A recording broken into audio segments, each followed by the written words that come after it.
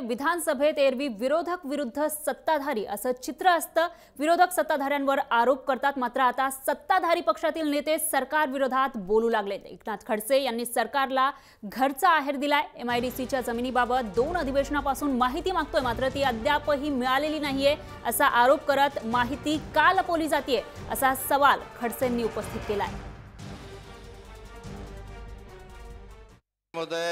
कागदपत्र सभागृह ठेवण्याच्या संदर्भामधला माझा विषय असा आहे की मागच्या अधिवेशनापासून तर या अधिवेशनापर्यंत मी सातत्यानं उद्योग विभागाला काही प्रश्न विचारतोय की मला ही माहिती पाहिजे। एमआयडीसीच्या संदर्भामध्ये किती प्लॉट मोकळे केले, 32चे किती नोटिफिकेशन काढले, 1995चा सर्क्युलर जिवंत आहे की मेलेला आहे, अशा स्वरूपाचे माझे काही 5 प्रश्न मी मागच्या अधिवेशनात विचारले। त्यावेळेस त्यांनी सांगितले मी ठेवतो, सभागृहात ठेवतो असं सांगितलं। या अधिवेशनात विचारलं तर अधिवेशन संपायला आलं तरी ठेवलं नाही। अशी काय मजबुरी आहे, अशी काय मजबुरी आहे? या राज्यभरामध्ये अध्यक्ष महोदय 32चे किती प्रकार म्हणजे जमिनी संपादित करायसाठी नोटिफिकेशन काढलं, हजारो एकर जमिनी शेतकऱ्यांच्या घेतल्या, परंतु त्या मोकळ्या गेल्या। असे किती मोकळे केलेले भूखंड आहे ही माहिती मी सभागृहात विचारतोय, पण अध्यक्ष महोदय ते देऊ शकत नाही। मला जर ही माहिती सभागृहात 6 महिने मिळत नाही, पॉइंट ऑफ इन्फॉर्मेशनच्या माध्यमातून ते चाललंय काय?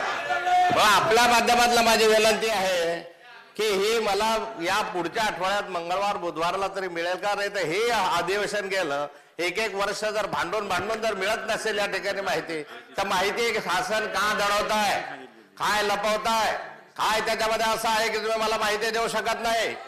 या संदर्भामध्ये अध्यक्ष महोदय माझी आपल्याकडून अपेक्षा आहे की आपण हे कोणत्याही स्थितीमध्ये मला ही माहिती या सभागृहामध्ये ठेवली गेली पाहिजे आणि ते मला पुढच्या आठवड्यात तरी प्राप्त झाली पाहिजे। नाहीतर काय म्हणजे काय असा गुपित आहे त्याच्यामध्ये की माहिती तुम्ही देत नाही त्याच्यामध्ये अध्यक्ष महोदय?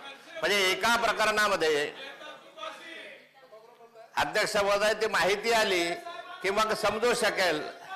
माहिती एक वेळा हातामध्ये आली, माझ्याकडे काही माहिती आहे, काही विखे पाटलांकडे माहिती आहे, ते बोलले जातात या संदर्भामध्ये आणि त्यामध्ये फार मोठ्या प्रमाणावर अफरातफर झाल्याची शंका असल्यामुळे ही माहिती सभागृहात येत नाही असा माझा आरोप आहे।